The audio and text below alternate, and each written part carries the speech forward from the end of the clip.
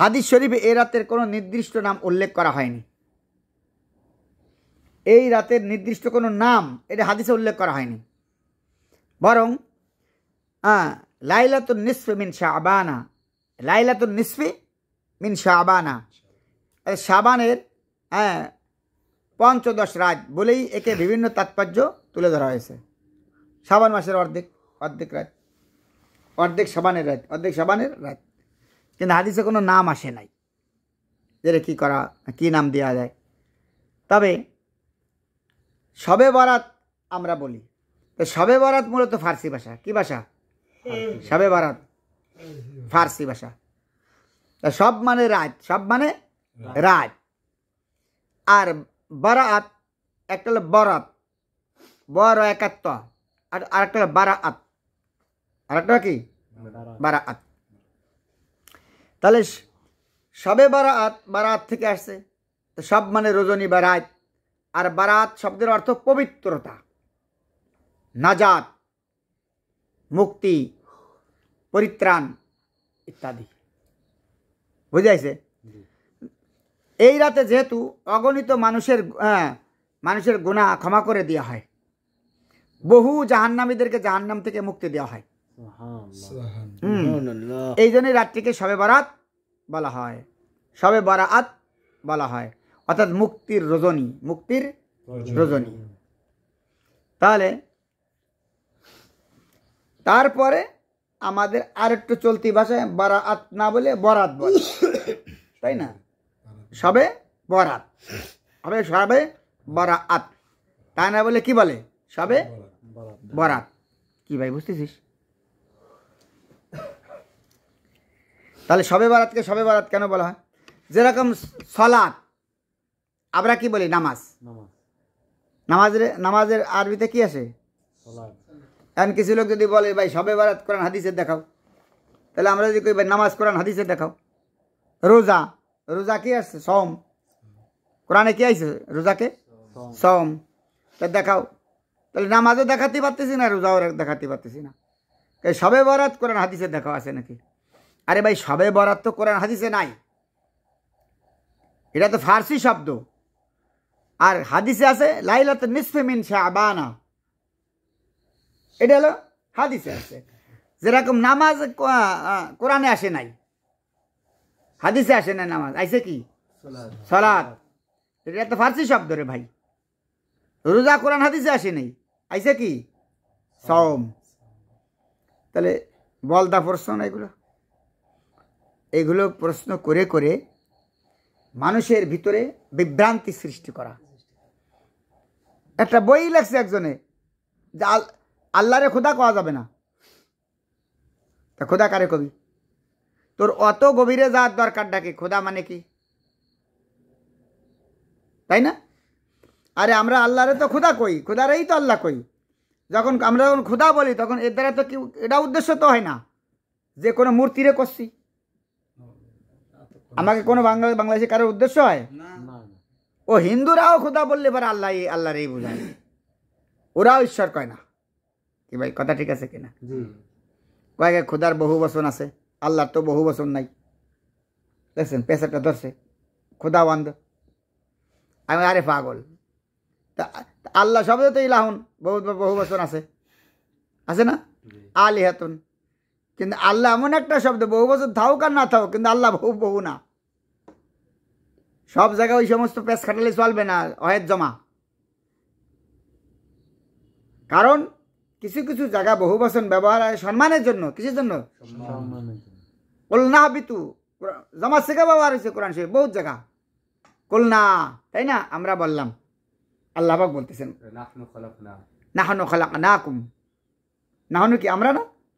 তাই আল্লাহ কি অনেক নিজের জন্যই তো আল্লাহ পাক নিজেই ব্যবহার করছে। তাহলে এখানে জমা ব্যবহার করছে, বহু বচন ব্যবহার করা হয়েছে, জমা ব্যবহার করা হয়েছে সম্মানের জন্য। কি বুঝাইছি মেরে দোস্তার বুজুর্গ? তাহলে বেতুকি খালি খালি প্রশ্ন করে পাবলিককে গুমরা করা, পথভ্রষ্ট করা, শব্দে একটা শব্দ দিয়ে মানুষের ভিতরে ফেরকাবাজি করা, এগুলো কি খামাখাই? এগুলো খামাখাই নিজের বড়ত্ব দেখানো, অহংকারী করা, শব্দের পিছনে পড়ে, আলফাজকে পিছনে পড়ে মানুষের ভিতরে একটা ভেজাল সৃষ্টি করে দেয়, মানুষ পরেশান হয়ে যায়। আর জিজ্ঞেস করে, ভাই খোদা কওয়া যায় যাচ্ছে কিনা? ওই যে আমার খুজুর কলেজে খোদা বলা যায় না, আল্লাহই কথি হবে। এগুলো পেরেশানি না এগুলো ভাই। এই জন্য যেহেতু এই রাতের নাম শবে বরাত বলে, কেউ কেউ বলে হাদিসে কোথাও উল্লেখ নাই, হ্যাঁ কেন আমরা শবে বরাত নাম করব? এটা নিতান্তই অমূলক কথা, ভুল কথা। কারণ শবে বরাত তো ফার্সি শব্দ, কোরআন হাদিসে থাকবে কোথা থেকে? কোরআন হাদিসে তো আসবে না, ফার্সি শব্দ, আরবি শব্দ আসবে কোরআন হাদিসে, তাই না? তাহলে আমরা বুঝলাম এই প্রশ্নটাই কি ভুল প্রশ্ন। হ্যাঁ, এই প্রশ্নটা যদি এর কোনো দেখা যাচ্ছে যে এই পরিভাষাটি আমার পরিশুদ্ধ হয়ে গেছে, এই পরিভাষাটা কী হয়ে গেছে? শবে বরাত, এটা কী হয়েছে? আমাদের সমাজে পরিশুদ্ধ হয়ে গেছে।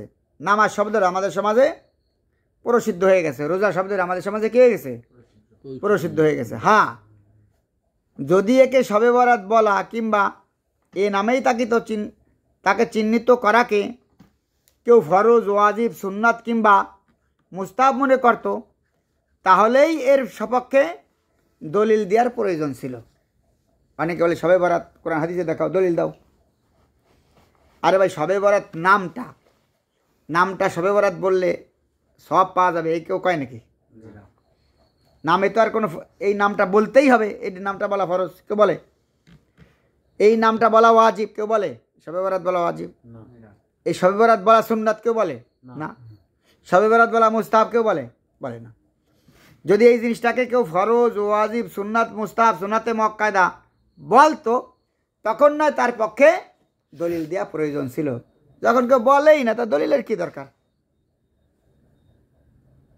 কি ভাই, আছে না একদল আহলে হাদিস, ওরা এই সমস্ত প্রশ্ন করিয়ে বেড়ায়।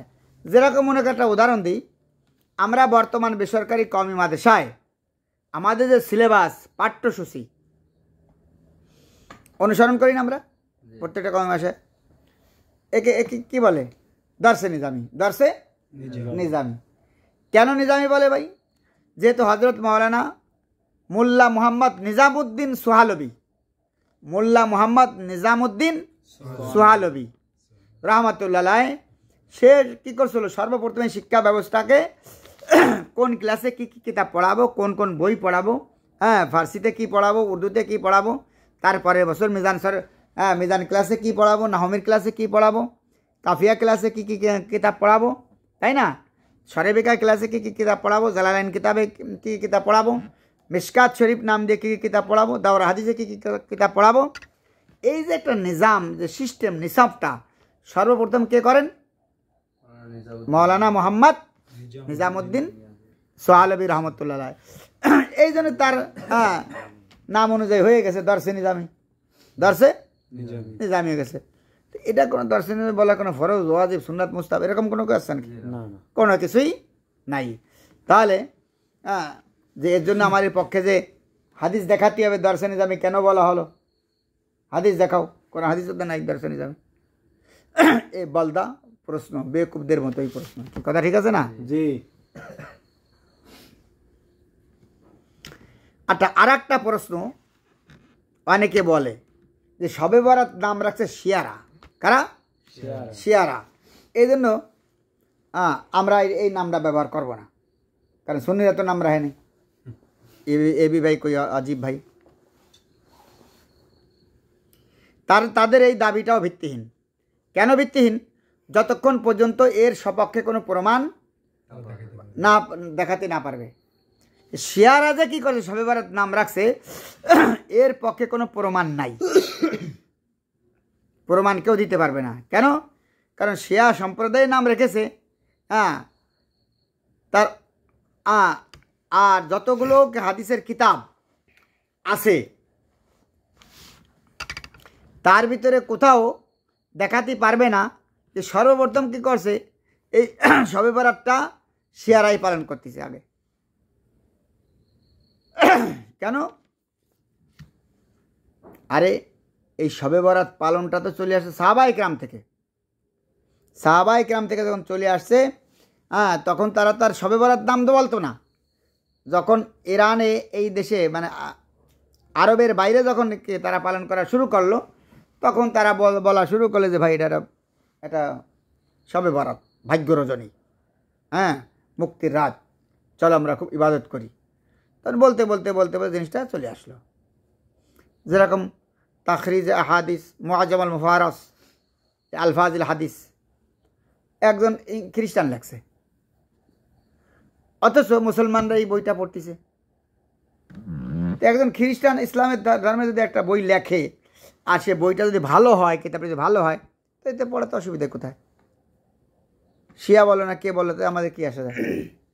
শিয়া কালা পাগড়ি পরে বলে আমরা কালা পাগড়ি পরবো না? শিয়ারা কালা পাগড়ি পরে, কালা রঙের পাগড়ি পরে, অন্য কোনো রঙের পাগড়িই পরে না। অথচ রসুল পাক সাল্লাল্লাহু আলাইহি ওয়াসাল্লাম থেকে বিভিন্ন রঙের পাগড়ি প্রমাণিত। তারা ওইটা খাস করছে বলে আমরা কি খাস করবো নাকি? না। আবার বেরলভিরা সবুজ পাগড়ি পরে পাকিস্তানে। এখন বেরলভিরা সবুজ পাগড়ি কি করছে? নির্ধারণ করছে বলে আমরা পড়বো না তা তো না। তাহলে রসুল পাক সাল্লাল্লাহু আলাইহি ওয়াসাল্লাম থেকে যা কিছু সাবেত আছে, হ্যাঁ, আমরা সেটা আমল করব, তাই কেউ করুক অথবা না করুক। আচ্ছা, শবে বারাতের এরপর আর একটা প্রশ্ন। শবে বারাতের পরে আর একটা প্রশ্ন। শবে বারাত সম্পর্কে কেউ কেউ বলে থাকেন বারাতের অর্থ হচ্ছে বারাত আসলে তাবাররা থেকে। কিসের থেকে আসছে? তাবাররা থেকে। তাবাররা রাত্রি। তো কোরআন হাদিসের যত জায়গায় তাবাররা শব্দ ব্যবহার হয়েছে, এর অর্থ হলো অসন্তুষ্টি। তাবাররা মানে কি? অসন্তুষ্টি। তাহলে তাবাররা থেকে শবে বারাত, তাহলে অসন্তুষ্টি অর্থে ব্যবহৃত হয়েছে। তো সেই হিসাবে শবে বারাতের অর্থ হলো অসন্তুষ্টির রাত। অসন্তুষ্টির রাত, তাই না? তাহলে একটি পবিত্র রজনীর ক্ষেত্রে এমন নয়, এমন নাম মোটেই শোভনীয় না। কি ভাই, কথা কি বুঝে আইছে? তাহলে অসন্তুষ্টির রাত, অথচ শবে বরাতের একটা ভাগ্যের রাত, একটা পবিত্র রাতকে অসন্তুষ্টির রাত আমরা রাখলাম। কেন? বারাত শব্দ কোরআন শরীফে যত জায়গায় আসছে তাবারাত থেকে আসছে, আর তাবারার অর্থ হলো কি? অসন্তুষ্টি। তো শবে বরাত অসন্তুষ্টির রাত, এটি কেমন কথা হয়ে গেল? এই প্রশ্নের উত্তর, তাদের এই ধারণা যুক্তিহীন, একটি দাবি মাত্র, একটি যুক্তিহীন দাবি। কারণ বারাত শব্দটি কেবল তাবাররা অসন্তুষ্টি অর্থেই ব্যবহার হয় না, এমন নয়, আরও অর্থ আছে। শুধু অসন্তুষ্টির জন্যই ব্যবহার হয় এমন না, বরং এর উল্টা অর্থ আছে, পবিত্রতা আসে, নাজাত, মুক্তি, পরিত্রাণ ইত্যাদি অর্থেও কি বহু ব্যবহার হয়। তার কোরআন হাদিসের একাধিক প্রমাণ আছে। আকুফারুকুম খায়রুম মিন উলাইকা আমলাকুম বারাআতুম ফিজ জুবুর। এই হাবিব সাহেব, ঠিক আছে না? পড়েন তো ইবারতটা। আমলাকুম বারাআতুম ফিজ জুবুর, তোমাদের মধ্যকার কাফিররা কি তাদের চেয়ে উত্তম, না তোমাদের মুক্তির সনদপত্র রয়েছে কিতাবসমূহে। এই আয়াতে বারাআতুম অর্থ মুক্তি, বারাআতুম আসছে কি? মুক্তি। ইয়া আইয়ুহাল্লাযীনা আমানু লা তাকুনু কাল্লাযীনা আযা মূসা ফাবারআহুল্লাহু মিম্মা ক্বালু, ঠিক আছে না? হে মুমিনগণ, মূসা আলাইহিস সালামকে যারা কষ্ট দিয়েছে, তোমরা তাদের মতো হইও না। তারা যা বলেছিল আল্লাহ তা থেকে তাকে নির্দোষ প্রমাণ করেছেন। কি করেছেন? নির্দোষ প্রমাণ করেছেন। তাহলে এখানে নির্দোষ বারাতের শব্দ কি হলো? নির্দোষ, তাই না? বুখারী শরীফের আসছে তাআদিলুন নিসা, এই তারজমাতুল বাবের ভিতরে আসছে, 266 নম্বর অধ্যায়ে,